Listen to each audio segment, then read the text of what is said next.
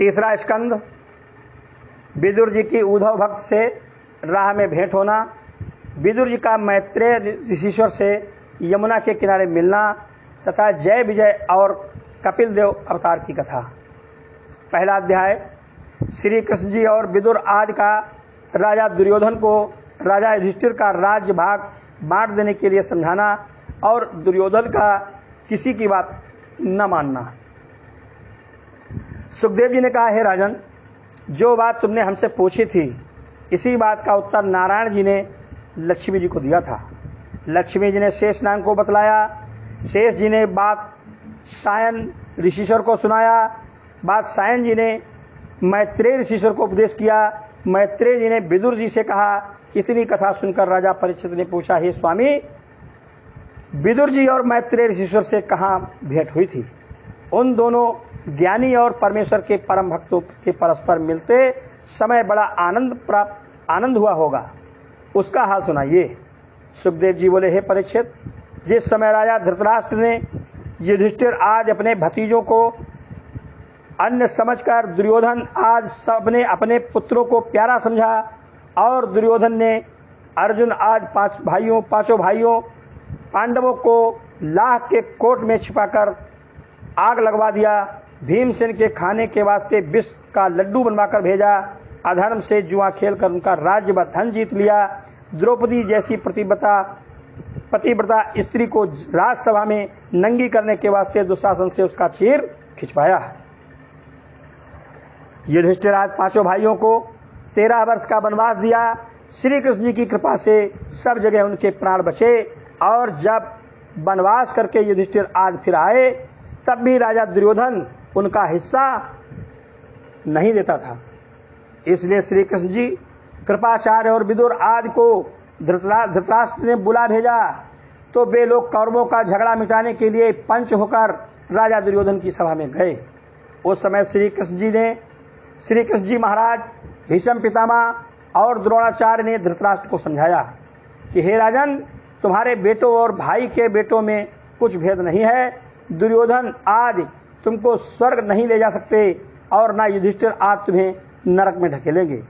इसलिए तुमको उचित है कि संसारी व्यवहार झूठा समझकर युधिष्ठिर आदि पांचों भाइयों के खाने व खर्च के वास्ते कुछ गांव उनको दे दो। इस बात में तुम्हारा यश होगा। राजा धृतराष्ट्र ने ये बात सुनकर उस पर कुछ ध्यान न दिया। जब विदुर जी ने अपने भाई धृतराष्ट्र की मति अधर्म पर देखी तब यथार्थ बात समझकर कहा कि हे भाई, तुम युधिष्ठिर आदि का हिस्सा दे डालो, क्योंकि वे साधु पुरुष हैं, किसी के साथ बैर नहीं रखते, सबको अपना मित्र जानते हैं। युधिष्ठिर, भीमसेन, अर्जुन, नकुल और सहदेव पांचों भाइयों में ऐसी सामर्थ्य है कि यदि वे चाहें तो उनमें से एक ही मनुष्य 10 दिक्पालों को युद्ध में जीत सकता है। इसके सिवा वैकुंठनाथ श्री कृष्ण जी उनके सहायक हैं। तुम जो समझते हो कि मेरे 100 पुत्र बड़े बलवान हैं, सो श्याम सुंदर के विमुख रहने से उनके लिए कुछ नहीं हो सकता। इस अधर्म में तुम्हारा धन और धर्म दोनों नष्ट हो जाएंगे। तुम्हारा बेटा दुर्योधन श्री कृष्ण जी से बैर रखता है, इसलिए उसके साथ प्रीत करने और उनकी बात मानने से तुम अपने वास्ते अच्छा न समझो। युधिष्ठिर आज पांचों भाइयों का हिस्सा बांट दो। दुर्योधन से जो राज्य और धन के मद में अंधा हो रहा है, राज सिंहासन छीन लो, इसी में तुम्हारे कुल और परिवार का कल्याण है। नहीं तो श्री कृष्ण जी से बैर करने के कारण तुम्हारा कहीं पता न लगेगा। जब विदुर जी के समझाने पर भी धृतराष्ट्र कुछ नहीं बोले तब दुर्योधन ने क्रोध करके आज्ञा दी कि विदुर को मेरी सभा से बाहर निकाल दो। ये हमारे कुल में दासी पुत्र होकर सब बातों में पांडवों का पक्ष करता है, यद्यपि इसका पालन हम करते हैं। ये सभा में हमारे बराबर बैठकर हमको ज्ञान सिखलाता है। दुर्योधन की ये आज्ञा सुनकर जब उसके सिपाहियों ने विदुर जी को सभा से निकालना चाहा और धृतराष्ट्र ने दुर्योधन को ऐसा करने से मना भी न किया, तब विदुर जी ने समझा कि कदाचित कोई मुझे सभा में से बांह पकड़कर उठा देगा तो अधिक अपमान होगा, इसलिए अपने आप यहां से उठ जाना उचित है। वृंदावन बिहारी कौरवों का नाश करना चाहते हैं, इसीलिए धृतराष्ट्र आज कौरवों के मन में अधर्म समाया है। अच्छी बात समझाना इनको बुरा मालूम होता है। ऐसा विचार कर विदुर जी वहां से उठकर द्वार पर चले आए। उन्होंने ये समझकर धनुष बाण आदि शस्त्र वहीं धर दिया कि शस्त्र समेत चले जाने से दुर्योधन को इस बात का संदेह होगा कि ये पांडवों की तरफ जा मिला। विदुर जी ने अपना वस्त्र भी उतार डाला, केवल एक लंगोटी बांधकर और चादर ओढ़कर हस्तिनापुर से उत्तराखंड को तीर्थ यात्रा के वास्ते चले गए। शस्त्रादि रख देने का दूसरा कारण यह था कि विदुर जी परम भक्त थे, होनहार, जानते थे कि अब दुर्योधन आदि कौरवों का नाश होने वाला है। मैंने उनके कुल में जन्म लिया है, इसलिए मुझे पहले से अपने सब शस्त्र रख देना चाहिए जिसमें युद्ध ना करना पड़े। विदुर जी ने वर्ष भर तक भरतखंड की तीर्थ यात्रा करते हुए यमुना के किनारे पहुंचकर सब देवताओं का दर्शन किया और मैत्रेय ऋषिश्वर की कुटी के समीप बहुत दिनों तक टिके रहे। उन्हीं दिनों में महाभारत युद्ध हुआ, दुर्योधन आदि कौरव मारे गए। राजा युधिष्ठिर को श्री कृष्ण जी की कृपा से राजगद्दी मिली। जब उद्धव भक्त श्याम सुंदर के बैकुंठ धाम जाने के उपरांत द्वारिका से बद्रिकाश्रम को जाते थे, तब राह में विदुर जी से भेंट हुई। दोनों परमेश्वर के परम भक्त आपस में गले मिले। विदुर जी उद्धव भक्त से दुर्योधन आदि के मारे जाने और युधिष्ठिर को राज सिंहासन प्राप्त होने का हाल सुनकर पहले पछताए, फिर श्याम सुंदर की इच्छा समझकर उन्होंने संतोष किया। बोल शंकर भगवान की जय। दूसरा अध्याय, विदुर जी का उद्धव भक्त से श्याम सुंदर का हाल पूछना। सुखदेव जी बोले, हे राजन, विदुर जी ने उद्धव से मिलने के उपरांत उनसे पूछा, हे उद्धव, तुम श्री कृष्ण जी से एक क्षण विलग नहीं होते थे, आज क्या कारण है जो मैं तुमको अकेले देखता हूँ? कहो। मेरे प्राण प्यारे श्याम सुंदर, बलराम जी, प्रद्युम्न, अनिरुद्ध, साम, सूरसेन, वसुदेव, देवकी और अकूर आदि सब यदुवंशियों समेत अच्छे हैं। युधिष्ठिर और अर्जुन आदि पांडव, कुंती और द्रौपदी सहित तथा मेरा भाई अंधा धृतराष्ट्र, जिसने बेटों के मोह में फंसकर अपने नरक जाने का उपाय किया था, सब लोग कुशल से हैं।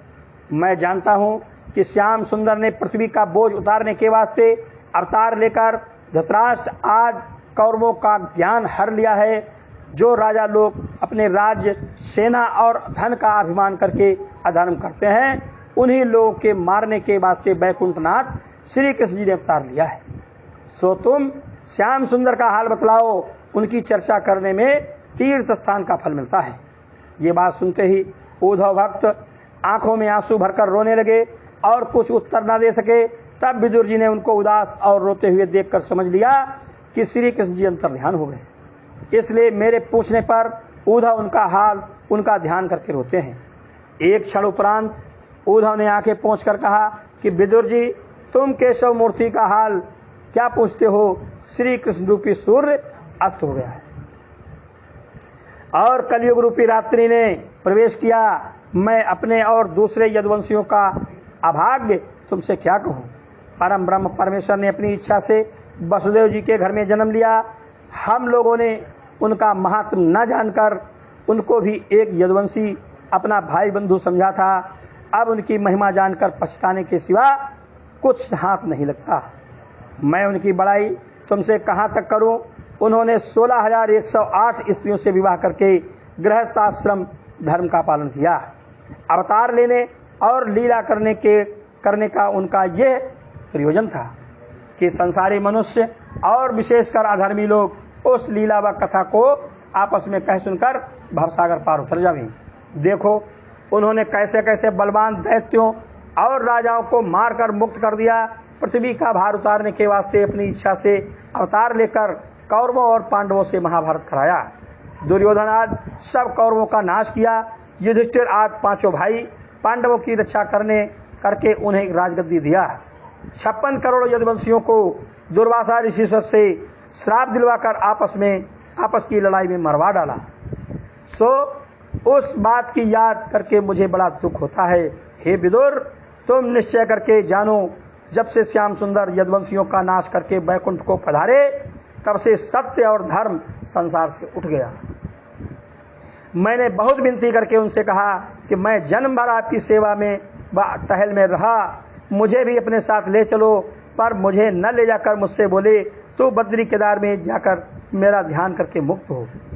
जो कुछ ज्ञान उन्होंने मुझे बतलाया उसका हाल 11वें स्कंद में लिखा है।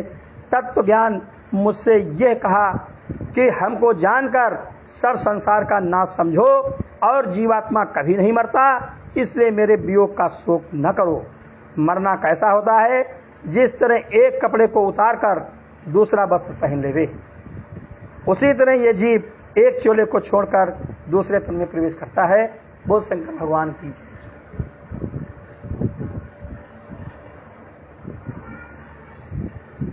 तीसरा अध्याय, उद्धव जी का विदुर जी से श्याम सुंदर की स्तुति व प्रशंसा करना।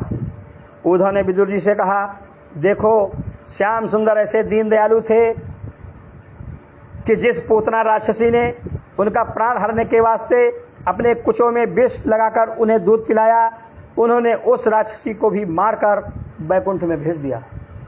ऐसे दीनानाथ की शरण छोड़कर दूसरे किसी की शरण में जाना चाहिए।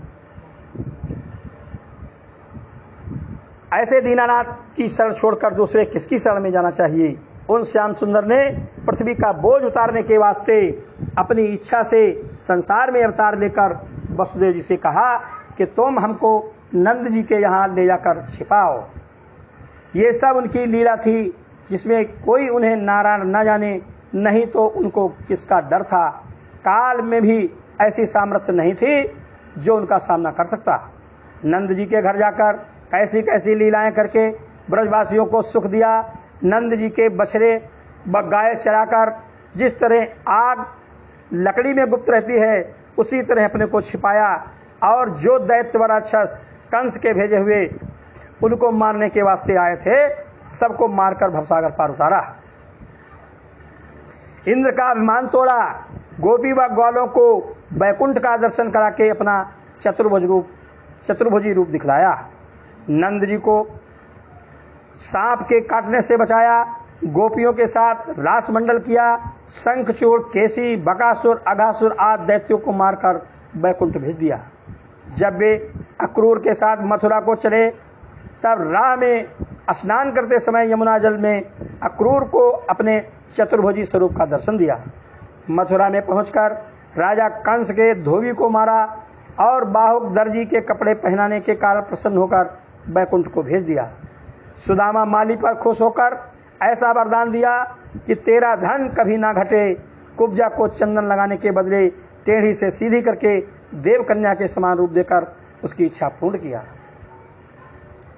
महादेव जी का धनुष ऊख के समान तोड़कर कुबलिया पेड़ हाथी को लड़कों के खेल समान मार डाला और कुश्ती लड़कर चाणूर व मुष्टिकात पहलवानों को तथा राजा कंस को उसके 8 भाइयों समेत मारकर मुक्त पदवी दिया। जिस परमेश्वर की सेवा में ब्रह्मा, महादेव और काल आज सब रहते हैं, उन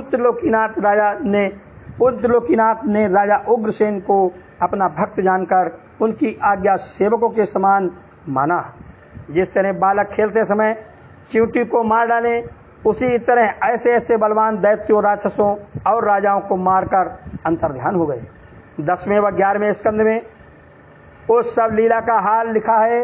हे विदुर जी, ऐसे दीनानाथ जिन्होंने ये सब लीला संसारी जीवों के भवसागर पार उतारने के वास्ते किया, उनके चरणों का ध्यान छोड़कर मेरा चित्त दूसरी तरफ नहीं जाता।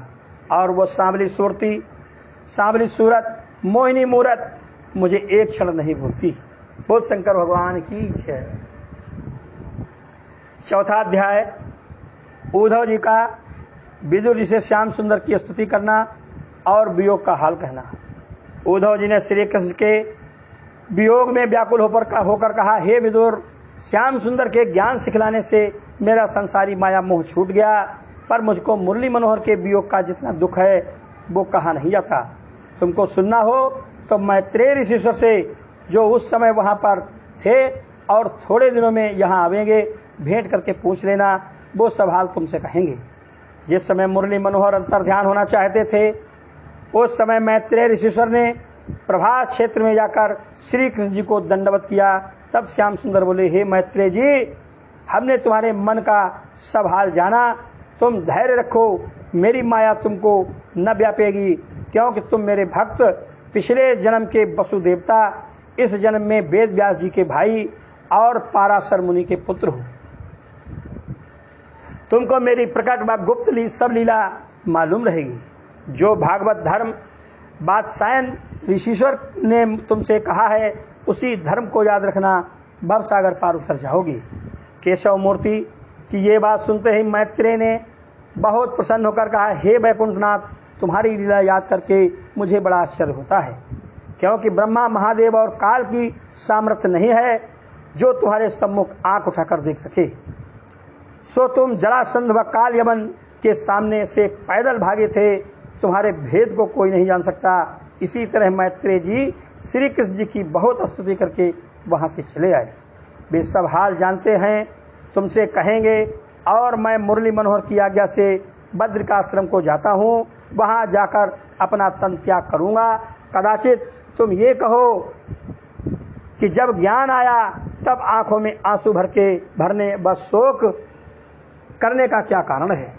सो श्री कृष्ण जी की दया व प्रीति याद करने से उनके वियोग का दुख मुझे एक क्षण नहीं भूलता। उसी ज्ञान के प्रताप से अब तक मैं जीता हूँ, नहीं तो श्याम सुंदर से बिछुड़ते समय मेरे प्राण निकल जाते। सो इतना हाल तुमसे कहता हूँ कि श्याम सुंदर ने पृथ्वी का बोझ उतारने के वास्ते अवतार धारण किया था। उन्होंने बड़े बड़े अधर्मी दैत्यों व राजाओं को मारकर कौरवों व पांडवों से महाभारत कराया। जिस सेना में भीष्म पितामह, द्रोणाचार्य, कृपाचार्य आदि बड़े बड़े योद्धा, बुद्धिमान, ज्ञानी, हरिभक्त युद्ध करते थे, उस सेना में 18 छोड़ी दल का नाश करके पृथ्वी का भार उतारा। सो हे विदुर जी, परमेश्वर की इच्छा बलवान है। इतनी कथा सुनाकर सूत जी बोले, हे ऋषिश्वरों, जो लोग परमेश्वर की कथा व कीर्तन में करुणा के स्थान पर रो देते हैं, उनके अनेक जन्म का पाप आंखों की राह से बहकर निकल जाता है। मनुष्य के कल्याण के लिए श्याम सुंदर के अवतार की कथा व लीला सुनने और परमेश्वर के नाम का स्मरण करने के सिवा दूसरा कोई उपाय नहीं है। महाभारत होने के उपरांत श्री कृष्ण जी ने 25 वर्ष तक संसार में रहकर राजा युधिष्ठिर से 2 बार यज्ञ करा के जगत में उनको यश दिया था। बोल शंकर भगवान की जय। 5वां अध्याय, उद्धव जी का विदुर से विदा होना और बद्रिकाश्रम में जाकर योगाभ्यास करके अपना तन त्याग करना। श्री सुखदेव जी बोले, हे राजन, उद्धव ने विदुर जी से कहा कि अब तुम मुझे विदा करो तो मैं बद्रिकाश्रम को में जाऊं। विदुर ने उद्धव की ये सब बातें सुनते ही आंखों में आंसू भरकर कहा, देखो, श्याम सुंदर ने चंद्रमा के समान संसार में प्रकाश प्रकट करके पृथ्वी का बोझ उतारा और धर्म, गौ तथा ब्राह्मणों की रक्षा करके गौलोक को चले गए। हम लोगों ने अज्ञान व अभाग्य से उनका प्रताप नहीं जाना। सो हे उद्धव, तुम 8 पहर उनके पास रहते थे, किंतु उनकी माया ऐसी बलवान है कि तुमने भी उनको नहीं पहचाना। इसलिए ये बात निश्चय समझना चाहिए कि मुरली मनोहर की कृपा के बिना उनके भेद व महिमा को कोई नहीं जान सकता। कदाचित हम लोग आप ऐसे भक्तों की सेवा व टहल में रहें तो हमारा जन्म सफल हो, पर श्याम सुंदर प्यारे की कृपा व दया के बिना हरि भक्तों को का सत्संग नहीं मिलता। इसलिए हम जानते हैं कि हमारे पिछले जन्म के पुण्य सहाय हुए, जो आपका दर्शन मिला। सूत जी सनकादि ऋषिश्वरों से और सुखदेव जी राजा परीक्षित से कहते हैं कि उद्धव जी ये सब बातें करके विदुर से विदा हुए और बद्रिकाश्रम में जाकर श्याम सुंदर के ध्यान में लीन होकर योगाभ्यास करके अपना तन त्याग दिया और बैकुंठ धाम को चले गए। विदुर जी तीर्थ यात्रा करते हुए मैत्रेय जी से मिलने की इच्छा से रोते और शोक करते हुए हरिद्वार में आकर ठहरे। इतनी कथा सुनाकर सुखदेव जी बोले, हे परीक्षित, उद्धव जी ने श्याम सुंदर के अंतर्ध्यान होने का संपूर्ण हाल विदुर जी से इसलिए प्रकट करके नहीं कहा कि ये हाल सुनकर विदुर जी उनके विरह में अपना तन छोड़ न दे। बोल शंकर भगवान की जय। 6वां अध्याय, विदुर का मैत्रेय ऋषिश्वर से ये बात पूछना कि संसार की उत्पत्ति किस तरह होती है।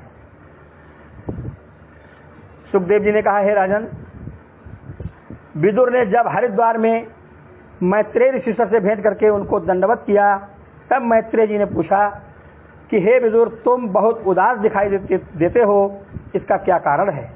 विदुर ने उद्धव से मिलने का हाल बताया और श्री कृष्ण जी के अंतर्ध्यान होने, महाभारत में दुर्योधन आदि कौरवों के मारे जाने तथा यदुवंशियों के नाश होने का हाल जिस तरह उद्धव से सुना था, मैत्रेय ऋषिश्वर से कहा और बोले कि श्याम सुंदर बिहारी के बैकुंठ जाने का हाल सुनकर मेरी ये दशा हुई है। मैं आपसे ये इच्छा रखता हूँ कि आपने श्री कृष्ण जी के मुखारबिंद से जो कुछ ज्ञान सुना है वो मुझसे कहिए, जिसमें मेरा मनोरथ पूर्ण हो। ये बात सुनकर मैत्रेय जी ने कहा, जो तुम्हारी इच्छा हो वो बात पूछो। विदुर जी बोले कि मनुष्य सदा अपने सुख के वास्ते उद्योग करता है, पर सुख न पाकर उसके विपरीत दुख उठाता है। सो उस क्लेश का देने वाला कौन है, इसका भेद कहो। और ये बात बतलाओ कि नारायण जी के सगुण अवतार किस वास्ते लेते हैं, उनको संसार रचने और फिर उसका नाश करने से क्या लाभ होता है। मैं अपने ज्ञान से ये जानता हूँ कि पाप छूटने के लिए और सब जीवों को भवसागर पार उतारने के विचार से सगुण अवतार लेते हैं, जिसमें मनुष्य उन अवतारों की कथा व लीला कहे सुनकर उसके प्रताप से भवसागर पार उतर जावे। किस पर भी अज्ञानी मनुष्य परमेश्वर की कथा व लीला सुनने में प्रीत न रखे और दिन रात संसारी माया मोह में लिपटकर नष्ट होवे, तो उसका अभाग्य है। इसमें परमेश्वर का क्या दोष है। और बतलाओ कि परमेश्वर किस तरह ब्रह्मा होकर जगत की उत्पत्ति, विष्णु रूप धरकर सब जीवों का पालन और महादेव रूप धारण करके सब जीवों का नाश करते हैं। वो कौन सा उपाय है जिससे नारायण जी मनुष्य से प्रसन्न होते हैं। उनके खुश होने से मनुष्य संसार में अपना मनोरथ पाकर मरने के उपरांत मुक्त होता है। जगत में ऐसी रीति है कि जब कोई मनुष्य किसी अपराध के बदले दंड पाता है, तब फिर बहुत जल्दी अधर्म नहीं करता। ये जीव कुकर्म व पाप करने के 84 लाख योनि व नरक में बहुत दुख भोग कर जब मनुष्य का तन पाता है, तब परमेश्वर की माया में लिपटकर अधर्म क्यों नहीं छोड़ता और दंड पाने पर भी ऐसा कर्म क्यों नहीं करता जिसमें वो जन्म मरण से छूट जावे। इसका क्या कारण है। आप कृपा व दया करके इन सब बातों का वर्णन कीजिए जिसमें मेरे मन का संदेह मिट जावे। बोल शंकर भगवान की जय। 7वां अध्याय, मैत्रेय जी का श्याम सुंदर की प्रशंसा व स्तुति करना। श्री सुखदेव जी बोले, हे राजन, विदुर की बात सुनकर मैत्रेय जी ने कहा कि हे विदुर, तुम ज्ञानी हो और तुमको लड़प्पन से हरि चरणों में भक्ति है। तुमसे कोई हाल छिपा नहीं है, पर तुमने मुझसे पूछा है, इसलिए मैं अपनी बुद्धि के अनुसार तुमसे कहता हूँ, जिसमें संसारी जीव भी ये हाल सुनकर भवसागर पार उतर जावे। तुम धर्मराज का अवतार हो, कौरवों के कुल में उत्पन्न हुए हो, परमेश्वर के सब गुण जानते हो। मांडव्य ऋषिश्वर के श्राप से तुमने यह तन पाया है। श्री कृष्ण जी महाराज सब बातों में तुम्हारी सलाह लेकर काम करते थे। तुमको परमेश्वर में प्रीत व भक्ति है, इसलिए हम वो भगवत धर्म तुमसे कहते हैं जो अपने पिता पाराशर मुनि से हमने पढ़ा था। तुम मन लगाकर सुनो। जो मनुष्य परमेश्वर से विमुख हैं, वे दुख के सागर में पड़े रहकर जन्म व मरण से छुट्टी नहीं पाते, और जो काम अपने सुख के लिए करते हैं उसमें उनको दुख के सिवा कुछ नहीं मिलता। कदाचित परमेश्वर का भजन थोड़ा थोड़ा भी करे तो संसार के दुख से इस तरह छूट जावे, जिस तरह औषध खाने से दिन पर दिन रोग कम होता है। संसार में मनुष्य जैसा भला या बुरा कर्म करता है, वैसा ही फल पाता है। जिस तरह मनुष्य अपने पुत्र, कन्या, स्त्री आदि संसारी मोह में फंसकर उनसे अपना सुख व भला चाहता है और दुख के सिवा सुख नहीं पाता, उसी तरह कोए में कीड़ा अपने रहने और सुख पाने के वास्ते जाला इकट्ठा करके अंत को वही जाला बटोरने से कोए में फंसकर मर जाता है। उसमें से नहीं निकल सकता वही हाल मनुष्यों का भी समझना चाहिए। ईश्वर की कृपा के बिना मनुष्य का उनकी माया से छूटना बहुत कठिन है। उस माया से छूटने के वास्ते परमेश्वर की कथा सुनना और उनके नाम का स्मरण करना मनुष्य को उचित है। संसार के झूठे व्यवहार को सच्चा जानना, इसी को ईश्वर की माया समझना चाहिए। जब मनुष्य इंद्रियों के सुख को छोड़कर अपना मन विरक्त करके परमेश्वर का भजन व स्मरण करे, तब उस माया से छूट सकता है। जिस तरह सपने का दुख जागने से नहीं रहता, उसी तरह लोक व परलोक के दुख हरि भजन करने से छूट जाते हैं। संसार की उत्पत्ति इस तरह होती है कि जब उस आदि निरंकार ज्योति को, जिनका रूप कोई नहीं देख सकता, इस बात की इच्छा होती है कि संसार रचकर हम अपने रूप को आप देखें। जिस तरह कोई मनुष्य अपना मुख दर्पण में देखे, तब वो आदि निरंकार पहले एक ज्योति प्रकट करते हैं, जिसको आदि पुरुष कहा जाता है। फिर एक महातत्व सबकी जल उत्पन्न करके उससे 3 गुण सत्व, रज और तम प्रकट करते हैं। सतोगुण से देवताओं के गुण, रजोगुण से 5 तत्व और तमोगुण से पंचभूतात्मा प्रकट उत्पन्न होते हैं। उन्हीं 5 तत्वों से मनुष्य का शरीर तैयार होता है। एक एक अंग के एक एक देवता अधिष्ठाता होते हैं। आंख के देवता सूर्य, नाक के अश्विनी कुमार, जिह्वा के वरुण देवता। इसी तरह सब अंगों के देवताओं का हाल दूसरे स्कंद के 10वें अध्याय में लिखा है। बोल शंकर भगवान की जय। 8वां अध्याय देवताओं का नारायण जी की स्तुति करना।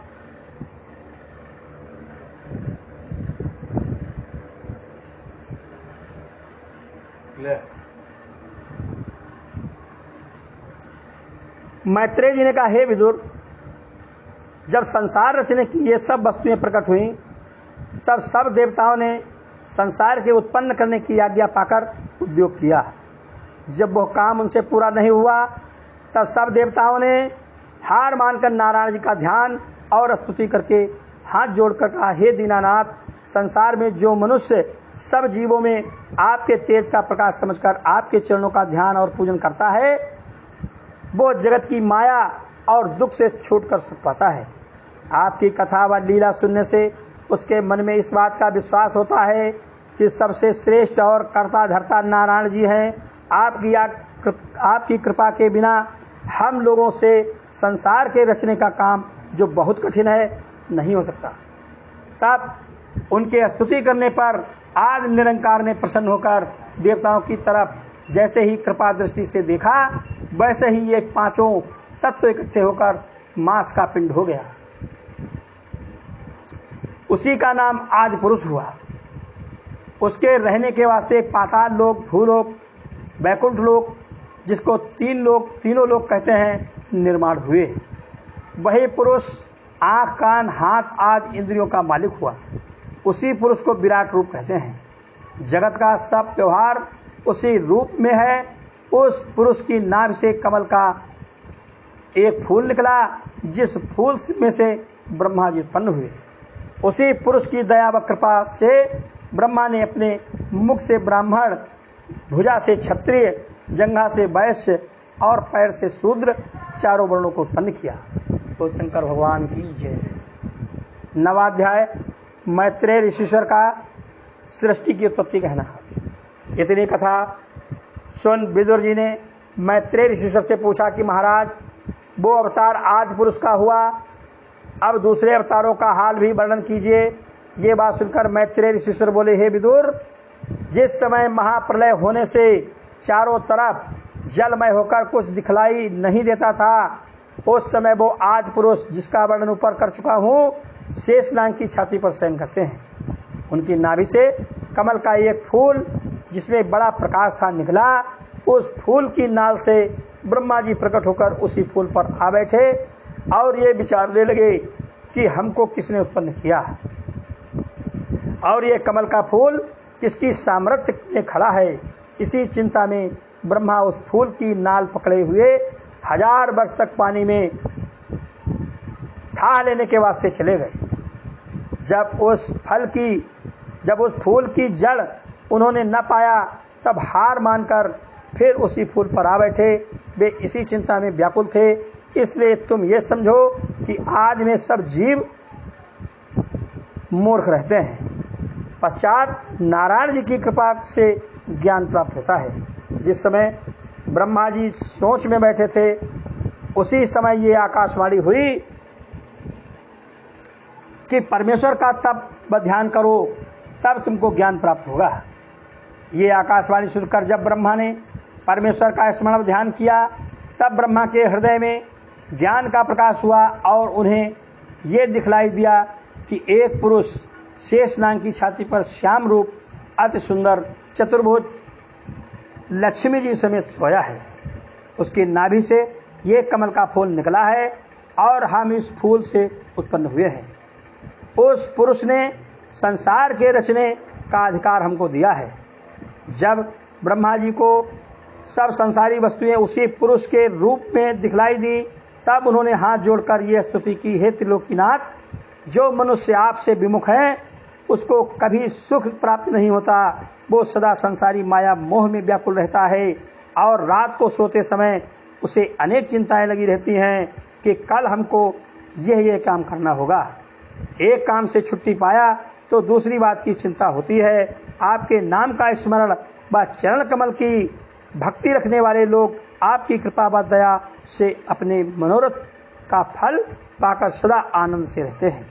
कदाचित कोई कहे कि साधु व वैष्णव की इच्छा किस तरह पूर्ण हो सकती है।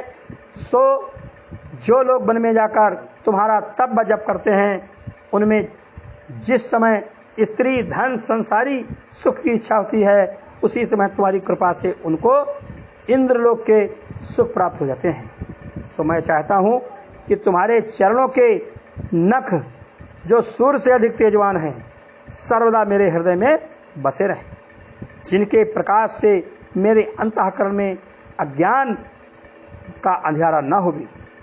आपका दर्शन योगी व ऋषिश्वरों को जल्दी ध्यान में नहीं मिलता, सो आपने बड़ी दया करके मुझको अपना दर्शन दिया। यह स्तुति करके ब्रह्मा ने उसी पुरुष से विनय किया कि हे स्वामी, आपने मुझको जीवों के उत्पन्न करने के लिए आज्ञा दी है, सो मुझसे आपकी शक्ति व कृपा के बिना कुछ नहीं हो सकता कि संसार को उत्पन्न कर सकूं। मुझ पर दया कीजिए तब मैं ये काम करूं। परंतु ऐसा न हो कि अहंकार के गड्ढे में गिरकर ऐसा समझूं कि जीवों का उत्पन्न करने वाला मैं हूं। तब उस पुरुष ने जो शेषनाग की छाती पर शयन करते थे ब्रह्मा की तरफ आंख उठाकर कहा कि जैसा तू चाहता है वैसा ही होगा। तब तुम अपना मन परमेश्वर के नाम का स्मरण और तप करने में लगाए रहना, काम क्रोध लोभ और अहंकार से बचे रहना, सब इंद्रियों को अपने वश में रखना। जब ये अभ्यास करने से तुमको ज्ञान प्राप्त होगा तब मुझको अपना मालिक व उत्पन्न करने वाला जानकर सब जीवों में मेरे तेज का प्रकाश बराबर देखोगे। जिस तरह अग्नि काष्ठ में रहती है पर उपाय किए बिना प्रकट नहीं होती, उसी तरह तुम मेरे चरणों में ध्यान लगाकर संसार की रचना करो। तुमको अहंकार न होकर ध्यान करते समय मेरे सब अंगों का दर्शन मिलेगा और बिना पढ़े सब विद्याएं याद हो जाएंगी। तुमको अपने उत्पन्न किए हुए किसी जीव के मरने का दुख नहीं होगा। तुम निस्संदेह जगत की रचना करो। बोल शंकर भगवान की जय। 10वां अध्याय। ब्रह्मा जी का नारायण जी की कृपा से देवताओं, पांचों तत्वों और वृक्षादिकों का उत्पन्न करना। मैत्रेय ऋषिश्वर बोले, हे विदुर, वो पुरुष ब्रह्मा जी को ध्यान में दर्शन व धैर्य देकर अंतर ध्यान हो गए। ब्रह्मा जी ने उस पुरुष की कृपा दृष्टि से अपने में संसार रचने की सामर्थ्य पाकर जगत की उत्पत्ति करना आरंभ किया। पहले उन्होंने देवताओं को पांचों तत्वों समेत, जिसका वर्णन ऊपर हो चुका है, फिर अनेक रंग के वृक्षों और पशु पक्षियों को उत्पन्न किया। जब ब्रह्मा जी देवताओं और वृक्षादिकों की रचना कर चुके, तब उन्होंने कई मनुष्यों को, जिनको दुख व सुख दोनों बराबर रहता है, अपनी इच्छा से मानसी सृष्टि उत्पन्न किया। कमल के फूल से 14 भुवन, 7 लोक ऊपर और 7 लोक नीचे के बनाए। उसके उपरांत सतयुग, त्रेता, द्वापर, कलयुग, चारों युग बनाकर वर्ष, महीना, पक्ष, बार, घड़ी, पल का प्रमाण किया, जिनके बीतने से देवता, मनुष्य, दैत्य और राक्षस आज सब जीवों की आयु पूर्ण होती है। देवता, दैत्य, राक्षस और मनुष्य की योनि सामने तथा पशु पक्षी आज की योनि पीछे होती है। ब्रह्मा की आयु के एक दिन में 14 मनवंतर बीतते हैं। ब्रह्मा जी की आयु एक दिन में 14 मनवंतर बीतते हैं। एक मनवंतर में 71 चतुर्युग भोग करते हैं। जो 994 चतुर्युग हुए, ये बीत जावे तब ब्रह्मा की आयु का एक दिन समझना चाहिए। उसी दिन के प्रमाण 30 दिन का महीना, 12 महीने का वर्ष, 100 वर्ष की आयु ब्रह्मा की है। रात भी उनकी उसी दिन के बराबर होती है। सो ब्रह्मा जी दिन भर जीवों की उत्पत्ति करते हैं। जब ब्रह्मा जी का एक दिन बीतकर संध्या होती है, तब जगत का प्रलय होता है और सब संसारी जीव नष्ट हो जाते हैं। जब रात भर बीत कर सवेरा होता है, तब फिर ब्रह्मा जी सब जीवों को उन्हीं के कर्मानुसार वैसी वैसी योनि में उत्पन्न करते हैं। इसी तरह जब 50 वर्ष ब्रह्मा जी की आयु बीत जाती है, तो उसको अर्ध प्रलय कहते हैं। और जब 100 वर्ष ब्रह्मा जी की आयु पूरी होकर उनका तन छूट जाता है, तब महाप्रलय होकर चारों तरफ पानी के सिवा कुछ नहीं रहता। एक वही आदि पुरुष अविनाशी अकेले रह जाते हैं। ये हाल एक ब्रह्मांड का कहा गया है। ब्रह्मांड का स्वरूप गूलर के फल के समान समझना चाहिए। इसी तरह बहुत से ब्रह्मांड हैं और सबके मालिक, उत्पन्न, पालन व नाश करने वाले आदि पुरुष भगवान ही हैं। वो चाहे तो कई हजार ब्रह्मांड एक क्षण में उत्पन्न करके फिर उनका नाश कर देवे। इसका भेद कोई नहीं जान सकता। हे नारायण जी, उस समय वे नारायण जी उस समय भी थे जब कोई नहीं था, और जब कुछ न रहेगा तब भी वे आज अविनाशी पुरुष स्थिर रहेंगे। मृत्यु उनके पास नहीं जा सकती। वे सदा एक स्वरूप रहते हैं, घटने बढ़ने से कुछ प्रयोजन नहीं रखते। जो कुछ इस ब्रह्मांड में देखते हो, सब उन्हीं की रचना है। जो काम उत्तम मध्यम किसी मनुष्य से होता है, सबका हाल वे जानते हैं। इस ब्रह्मांड को गूलर के फल के समान समझना चाहिए। जिस तरह गूलर के फल में छोटे छोटे कीड़े रहते हैं और उस फल को तोड़ने पर उड़ जाते हैं, उसी तरह ब्रह्मांड में सब जीव रहते हुए परमेश्वर के भेद को नहीं जानते। जिनको सत्संग करने से ज्ञान प्राप्त होता है, वे लोग संसारी व्यवहार बस शरीर को झूठा समझकर सब जीवों में परमेश्वर का चमत्कार बराबर जानते हैं। वो आदि पुरुष गूलर के वृक्ष के समान है। जिस तरह उस वृक्ष में हजारों फल लगे रहते हैं, उसी तरह नारायण जी के रोम रोम में हजारों ब्रह्मांड बंधे रहते हैं। इस कारण सब जीवों में उन्हीं का प्रकाश समझना चाहिए। बोल शंकर भगवान की जय। 11वां अध्याय। ब्रह्मा जी का सनक, सनंदन, सनातन, सनत कुमार और रुद्र को उत्पन्न करना। मैत्रेय ऋषिश्वर ने कहा, हे विदुर, जब ब्रह्मा जी को देवताओं और मनुष्यादिकों को उत्पन्न करने पर भी संतोष नहीं हुआ, तब उन्होंने सृष्टि बढ़ाने के वास्ते सनक, सनंदन, सनातन व सनत कुमार को, जो लोग नारायण जी के अवतार हैं, अपने हृदय से उत्पन्न किया और उनसे कहा कि तुम लोग भी प्रजा उत्पन्न करो और हमसे जो वरदान मांगो सो देवें। उन्होंने ज्ञान से अपने मन में विचार किया कि जो माता पिता और भाई हरि भजन करने से मना करें, उनको अपना मित्र न समझना चाहिए। ऐसा विचार कर सनत कुमार आज चारों भाइयों ने ब्रह्मा जी से कहा कि हम लोग ये वरदान मांगते हैं कि सदा हमारी अवस्था 5-5 वर्ष की बनी रहे, हमारा मन काम क्रोध लोभ मोह में न फंसकर इंद्रियों के वश में न होवे, हम लोग अपने मन व इंद्रियों पर प्रबल रहें, युवा व वृद्धावस्था हम पर न व्यापे, क्योंकि 5 वर्ष की अवस्था में इंद्रियां अपना प्रभाव नहीं कर सकती। हम लोग हरि भजन करेंगे, हमें जीव उत्पन्न करने की आज्ञा मत दीजिए, संसार के रचने से भगवत भजन में विघ्न होगा। ये बात सुनकर ब्रह्मा जी ने उन्हें ऐसा वरदान दिया कि तुम लोगों की सदा 5 वर्ष की अवस्था रहे, सब इंद्रियां तुम्हारे अधीन रहें, पर जो तुमने मेरे कहने से जीवों का उत्पन्न करना अंगीकार नहीं किया सो बहुत अनुचित हुआ। ऐसा कहकर जब ब्रह्मा जी ने अपने पुत्रों पर आज्ञा न मानने से क्रोध किया, तब उनकी दोनों भवों से एक पुरुष श्याम व ललित रंग का उत्पन्न होकर रोने लगा। उसको देखते ही ब्रह्मा जी ने पूछा, तू क्यों रोता है? तब उसने उत्तर दिया, मैं चाहता हूं कि मेरा नाम धरकर मुझे कोई काम बतलाओ। ब्रह्मा जी ने कहा, तूने उत्पन्न होते समय रुदन किया, इसलिए मैंने तेरा नाम रुद्र रखा। तू जीवों की उत्पत्ति कर सब देवताओं में श्रेष्ठ होकर रहे, संसार में शिव शंकर भोलानाथ महादेव आदि तेरे अनेक नाम प्रसिद्ध होंगे। रुद्र ने ब्रह्मा जी की आज्ञा से राक्षस भूत पिशाच आदि जिनके स्वभाव में काम क्रोध लोभ व अहंकार भरा था अपनी इच्छा से उत्पन्न किया, किंतु उन लोगों से ब्रह्मा जी को संतोष नहीं हुआ। उन्होंने रुद्र से कहा, हे रुद्र, तेरी उत्पत्ति क्रोध से हुई है, जब तक तेरे अंतःकरण में सतोगुण नहीं आवेगा तब तक तुम्हारे उत्पन्न किए हुए जीव अधर्मी होंगे।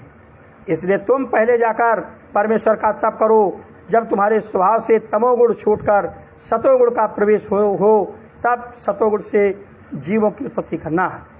तप करने से तुम्हें परमेश्वर का दर्शन मिलेगा। ये बात सुनते ही रुद्र जीवों की उत्पत्ति करना बंद करके तप करने को चले गए। बोल शंकर भगवान की जय।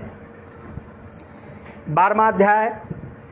ब्रह्मा जी का नारद, वशिष्ठ, अंगिरा आदि ऋषिश्वर, राजा स्वयंभव, मनु और शत्रुपा को उत्पन्न करना।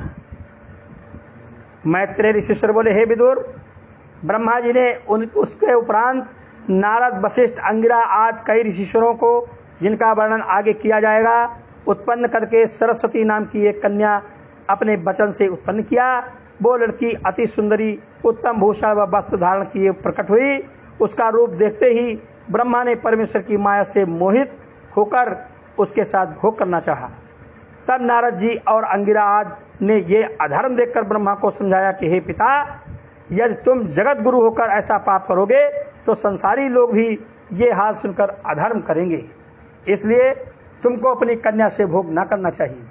जब ब्रह्मा को अपने पुत्रों के समझाने से ज्ञान हुआ, तब उन्होंने उसी समय लज्जित होकर अपना वह शरीर छोड़कर दूसरा तन धारण किया। ब्रह्मा की लोथ से एक अंधियारा सा उठा था, वही अंधियारा संसार में कोहिरा नाम से प्रसिद्ध हुआ। वह कोहिरा है जो प्रातःकाल दिखाई देता है। फिर ब्रह्मा ने चारों मुखों से 4 वेद उत्पन्न किया और वास्तु विद्या, वैदिक शास्त्र, यज्ञ व दान का विधान व संगीत शास्त्र, 4 तरह की विद्याएं, 4 आश्रम प्रकट किए।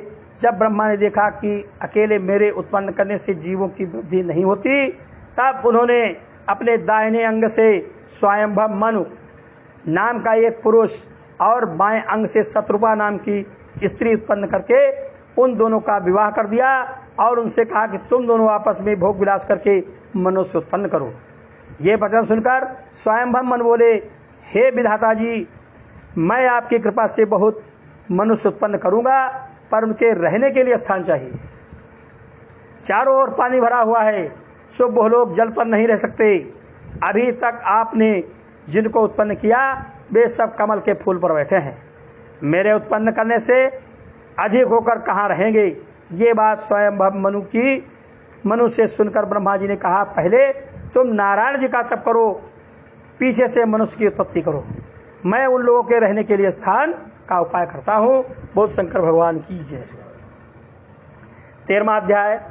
ब्रह्मा जी का नारायण जी से जीवों के रहने के स्थान के लिए विनय करना और 12 अवतार धरकर परम ब्रह्म परमेश्वर का पाताल से पृथ्वी को लाना। मैत्रेय ऋषिश्वर बोले, हे विदुर, जब स्वयंभव मनु ने पृथ्वी के प्रकट होने की चाहना की, तब ब्रह्मा ने आज पुरुष परमेश्वर का ध्यान करके उनसे विनय किया कि हे महाप्रभु, तुम्हारी दया व कृपा के बिना इस जीव का कोई काम सिद्ध नहीं होता। ये अनेक तरह की इच्छा व चाहना मन में करता है, सो जिस पर तुम दया करते हो वो अपना मनोरथ पाता है। मैं तुम्हारी आज्ञा से जीवों की उत्पत्ति करता हूँ, पर वे लोग किसी आधार के बिना पानी पर किस तरह रहेंगे। जितने जीव अब तक उत्पन्न हुए वे लोग कमल के फूल पर बैठे हैं, सो आप जैसी आज्ञा दीजिए वैसा करूं। नारायण जी ने ब्रह्मा का ये वचन सुनते ही उनको ध्यान में दर्शन देकर कहा कि तुम इस बात का सोच ना करो, मैं अवतार लेकर जीवों के रहने के लिए पृथ्वी ला दूंगा।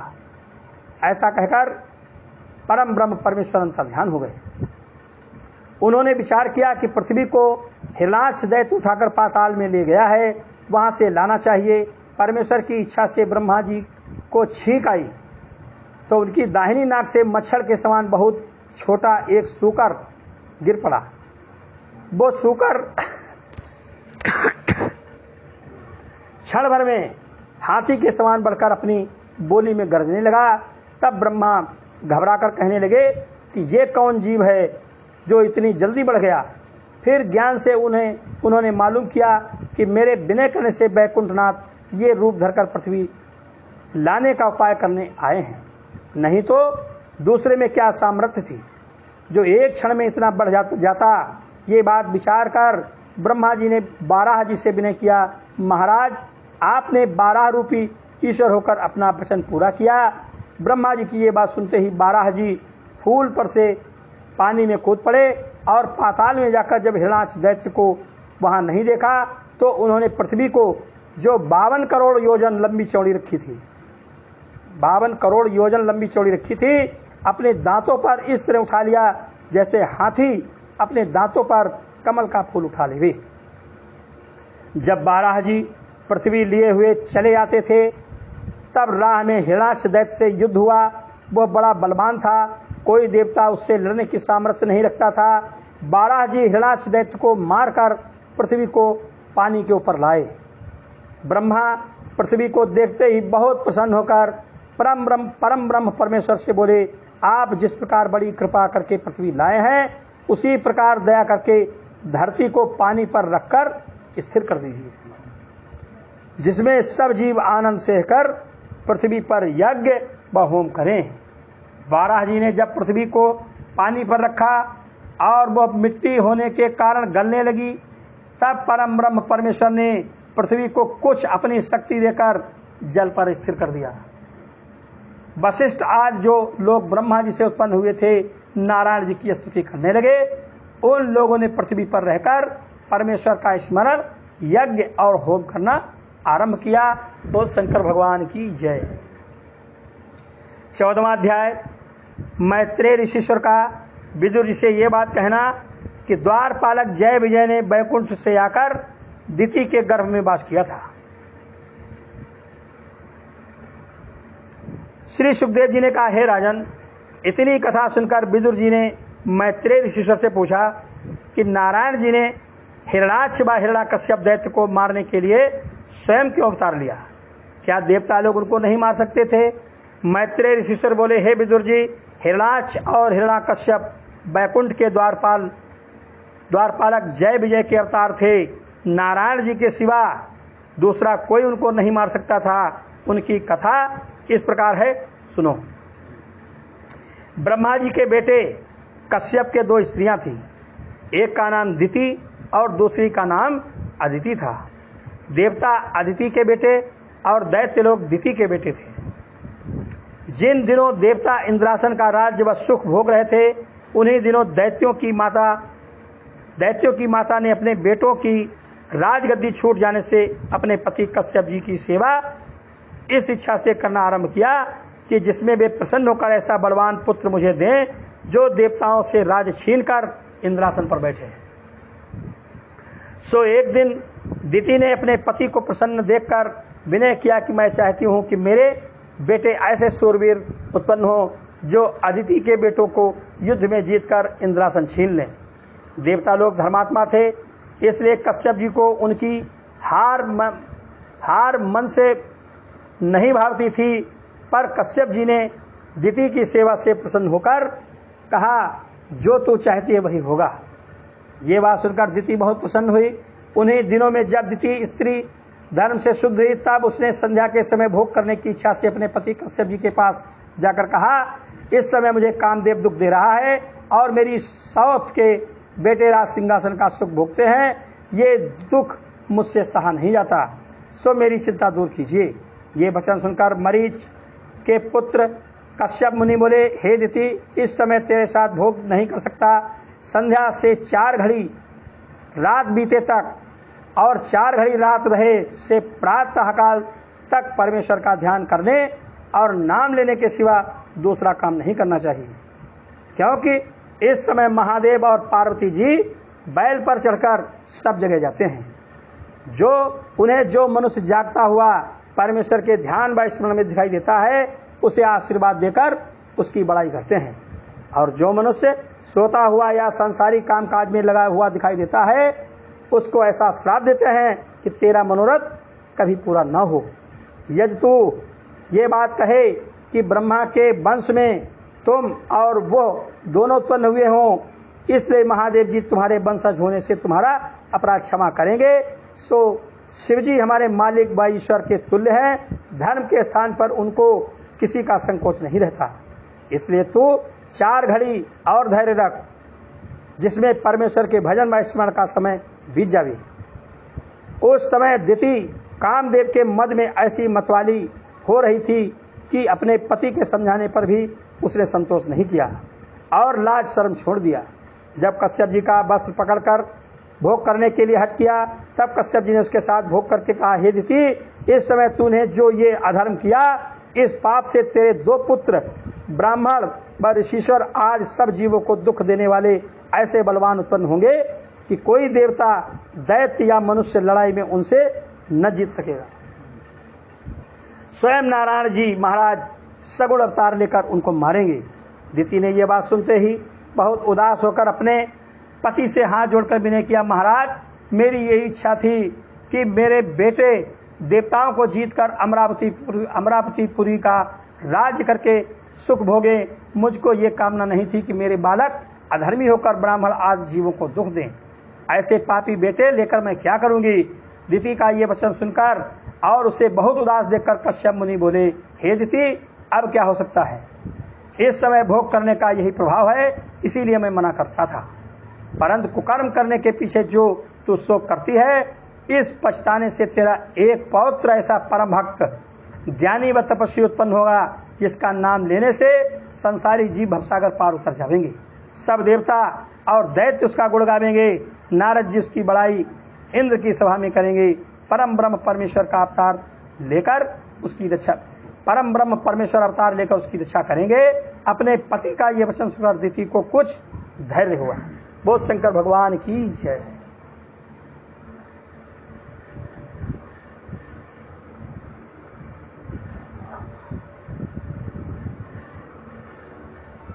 पंद्रहवां अध्याय। सनत कुमार जी का नारद जी के द्वारपाल जय विजय को श्राप देना और दिति के गर्भ से उन दोनों का आना। मैत्रेय ऋषिश्वर ने विदुर जी से कहा कि जिस समय कश्यप मुनि का वीर दिति के गर्भ में पड़ा, उसी समय जय विजय के तेज से जो दिति के गर्भ में आए थे, देवताओं का मन ऐसा घबराया और उनके हृदय में डर उत्पन्न होकर ये मालूम होने लगा कि कोई बलवान शत्रु हम लोगों को मारने के लिए चला आता है। जब अधिक विकलता से देवताओं का बल प्रतिदिन घटने लगा, तब उन्होंने ब्रह्मा जी के पास जाकर कहा, महाराज, आप जगत करता हैं, सब जीवों के दुख व सुख का हाल जो होने वाला है पहले से जानते हैं। इन दिनों हम लोगों का मन बहुत घबराया हुआ और डर से भरा रहता है, इसका भेद बतला दीजिए। देवताओं का ये वचन सुनकर ब्रह्मा जी बोले, हे इंद्र, नारायण जी के द्वारपालक जय विजय जन्म लेने के लिए दिति के गर्भ में आए हैं, इसलिए उनके तप और तेज से तुम्हारा बल हीन हो गया और तुम लोगों का ये हाल हुआ। ये बात सुनकर देवताओं ने कहा, महाराज अभी उनके गर्भ में आने से हम लोग की ये दशा हुई, तो उन दोनों के जन्म लेने से हमारी क्या गति होगी। हे महाप्रभु, बैकुंठवासी लोग जन्म मरण से रहित हैं, उन्होंने बैकुंठ का सुख छोड़कर दैत्य के शरीर में जन्म लेना क्यों अंगीकार किया। इसका हाल वर्णन कीजिए जिसमें हमारा संदेह छूट जावे। तब ब्रह्मा ने कहा, उनका हाल इस प्रकार है। एक दिन लक्ष्मी जी बड़े प्रेम से बहुत दासियों के रहते हुए भी नारायण जी के शरीर व भुजा में अपने हाथ चंदन लगाती थी। परम ब्रह्म परमेश्वर बैकुंठ में जहाँ सब स्थान सोने के जड़ाऊ व बहुत अच्छे बने हैं, स्वस्थ रत्न सिंहासन पर बैठे थे। उस समय जगन माता ने यह विचार किया कि श्याम सुंदर की भुजाएं देखने में बहुत सुंदर और कोमल मालूम होती हैं, पर मैंने आज तक इन भुजाओं का बल कभी नहीं देखा, न मालूम इनमें कुछ पुरुषार्थ है या नहीं। नारायण जी अंतर्यामी ने उनके मन का ये हाल जानकर उनको अपना पराक्रम दिखलाने के लिए ये विचार किया कि जय विजय के सिवा जो मेरे द्वारपाल हैं, दूसरा कोई एक क्षण भी हमारी भुजाओं का बल सह नहीं सकता जो मेरे साथ लड़ सके। इसलिए दैत्य योनि में जो हमारे शत्रु हैं, इन दोनों का जन्म देवे और उनसे लड़ाई करके अपनी भुजाओं का पराक्रम लक्ष्मी जी को दिखलाएं। ऐसा विचार कर बैकुंठनाथ ने जय विजय का ज्ञान बदल दिया। उसी कारण उन्होंने 3 बेर दैत्य के तन में जन्म लिया। 3 बेर दैत्य के जन्म में जन्म लिया। उनके जन्म लेने का ये हेतु है कि एक दिन सनक सनंदन सनातन सनत कुमार चारों भाई, जिनको किसी समय भीतर जाने की मनाही नहीं थी, नारायण जी का दर्शन करने के लिए बैकुंठ में गए।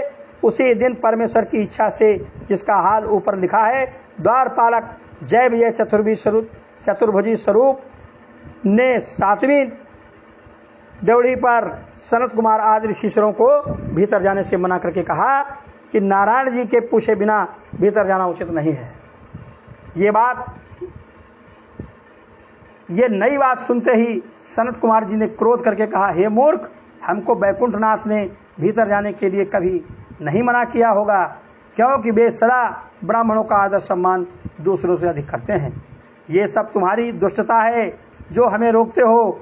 बैकुंठ में काम क्रोध लोभ मोह व्याप नहीं सकता, पर तुमने हमारा अपमान करके हमें क्रोध दिलाया। इसलिए हम परमेश्वर से चाहते हैं कि तुम दोनों मृतलोक में, जहाँ पर जीव काम क्रोध लोभ मोह से भरे रहते हैं, दैत्य योनि में जन्म पाओ। ये श्राप सुनते ही जय विजय का गर्व जाता रहा। दौड़कर सनत कुमार जी के चरणों में गिर पड़े और रोते हुए हाथ जोड़कर विनय करने लगे, महाराज, हमने जाना कि आप अब हमारे बुरे दिन आए हैं, इसलिए हमसे ऐसा अधर्म हुआ, सो हमारा अपराध क्षमा करके अवधि का प्रमाण कर दीजिए कि दैत्य योनि से कब हमारा उद्धार होगा। ये दीन वचन सुनकर सनत कुमार जी ने कहा, मेरा श्राप किसी तरह फिर नहीं सकता और न मालूम क्यों मेरे स्वभाव में क्रोध ने प्रवेश किया। सो तुम दोनों भाइयों को 3 बार माता के पेट से जन्म लेकर दैत्य होना पड़ेगा और 3 बेर त्रिलोकीनाथ सगुण अवतार लेकर जब तुम्हें अपने हाथ से मारेंगे, तब तुम उद्धार होकर फिर बैकुंठ में अपनी जगह पर आओगे। जिस समय सनत कुमार जी जय विजय से ऐसा कह रहे थे, उसी समय बैकुंठनाथ ये हाल सुनकर सनत कुमार जी का सम्मान करने के लिए नंगे पांव लक्ष्मी समेत बाहर निकल आए और सनत कुमार जी के चरणों पर गिरकर बोले, इन द्वारपालों से बड़ा अपराध हुआ जो इन्होंने आपको रोका। मेरी लक्ष्मी को तुमसे कुछ पर्दा नहीं है, अधर्म की जगह स्त्री को पर्दा करना चाहिए।